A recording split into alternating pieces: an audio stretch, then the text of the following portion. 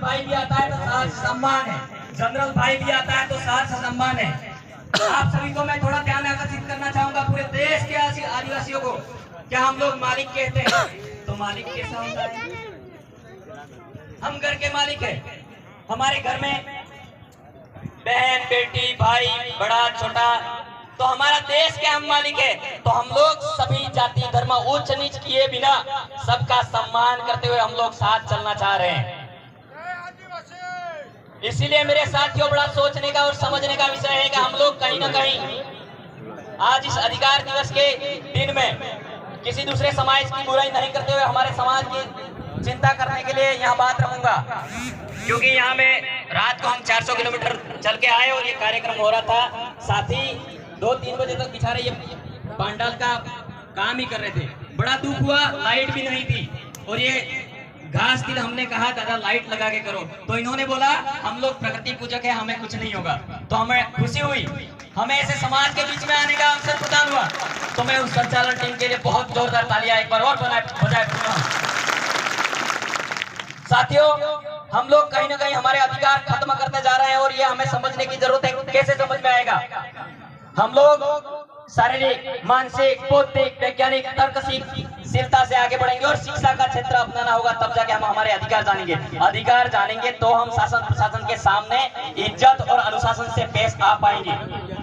क्या हम एक पंचायत में जाकर कहेंगे मैं पूरा संविधान जानता हूँ, तो कोई पंचायत में सरपंच आपको मानेगा? हमको सरपंच की भी कदर करनी है, वार्ड पंच की भी कदर करनी है, MP MLA की भी कदर करनी है और समस्त मानव समुदाय की कदर करते हुए बात रखनी है। इसीलिए मेरे साथियों, हमारे आज तक भारत में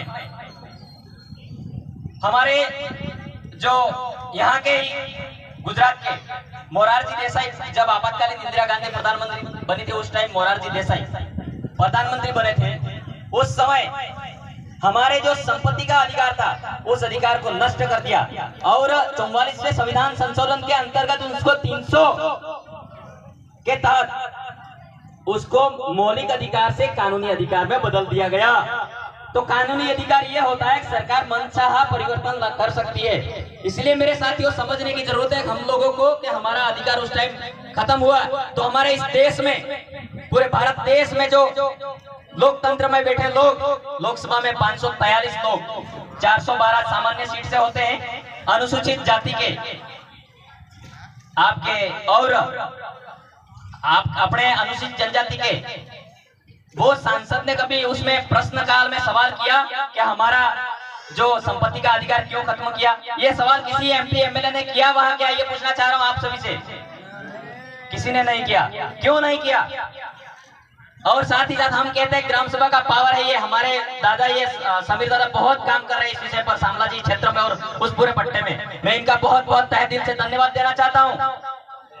मैं इनका नाम प्रमोट करना नहीं चाह रहा हूँ कि इनका नाम ले लूं, ये MP MLA बन जाए, सांसद बन जाए, ये नहीं चाहता हूँ। क्या आप सभी को ये समाज के लिए काम कर रहे हैं, हमारे जितने भी बेटे समाज के लिए काम कर रहे हैं। ये जो पुरखे थे वो कोई वार्ड पंच, सरपंच, MP MLA नहीं था, मैं ये कहना चाह रहा हूँ। बिरसा मुंडा क्या MP MLA थे? क्या टांटिया भील MP MLA कहता थे? क्या नहीं थे। लेकिन हम लोग आज भी, हमारे दिमाग के अंदर खुरापती घुसी हुई है कि मुझे समाज के थोड़े से 5000 लोग इकट्ठे हो गए और थोड़ा किसी दूसरे नेता की बुराई करती और दूसरे जाति की बुराई करती और हम अपने वाले लोगों ने तालियां बजा दी, तो हम लोग समझते बहुत उत्थान हो जाएगा। अरे भाई मेरे, हम मानव है तो दूसरे मानव की भी बुराई नहीं करनी चाहिए, तो हम प्रकृति पूजक है, ये मैं कहना चाहता हूँ साथियों। हम लोगों को मानवता में विश्वास करना होगा, पूरी प्रकृति कल्याण के उपलक्ष्य में बात रखनी होगी।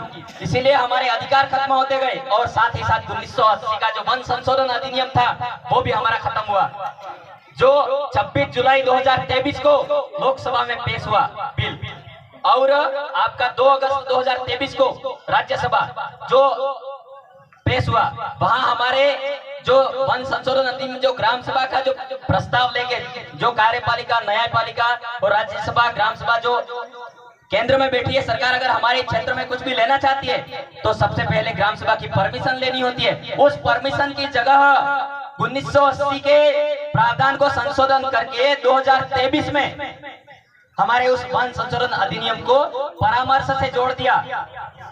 ये हमें सोचने समझने की जरूरत है। और 543 के 43 भारत देश के तमाम सांसदों को मैं इस मंच से कहना चाहता हूं क्या आप सभी से निवेदन है कि आप लोकसभा में जब प्रश्नकाल में जब सवाल उठे तो आप ये प्रश्न करिए, हमारे जो संपत्ति का अधिकार खत्म किया, क्यों किया? सोशल मीडिया के तमाम बंधु हैं, इस बात को अच्छे से कवरेज करें। और ये मैं कहना चाहता हूँ कि उस टाइम बताए, आप प्रश्नकाल में सवाल करें कि हमारे इस संपत्ति के अधिकार को क्यों खत्म किया गया, हमारे वन संशोधन अधिनियम 2023 क्यों लाया गया, हमको वहां उलझाया गया मणिपुर के मामले में, और हम लोग ऐसे अत्याचार शोषण होता रहा और यहाँ हमारा अधिकार खत्म होता गया। इसलिए मेरे साथियों, हमारे समाज में उन्नति लाने के लिए हम लोगों को जितना मंचों पे भाषण कर देने से, तालियां बजाने देने से हमारे समाज का उत्थान नहीं होगा।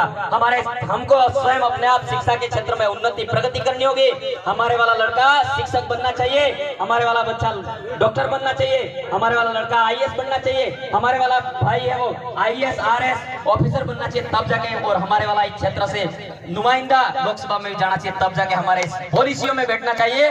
तो हमारी पॉलिसी में जब सवाल आए तब सच्चे स्वतंत्र सोच से वो बात कर पाए कि ये गलत है, ये सही है। आज तक हमारे भारत देश में आदिवासियों के साथ ठुकाराघात हो रहा है, और मैं तो धन्यवाद देना चाहता हूँ UNO संयुक्त राष्ट्र संघ पूरे 193 देशों के लिए मानव संवर्धन संरक्षण के लिए काम कर रहा है। अगर वो नहीं बताता, ये सरकार हमको बताती भी नहीं। बोलो।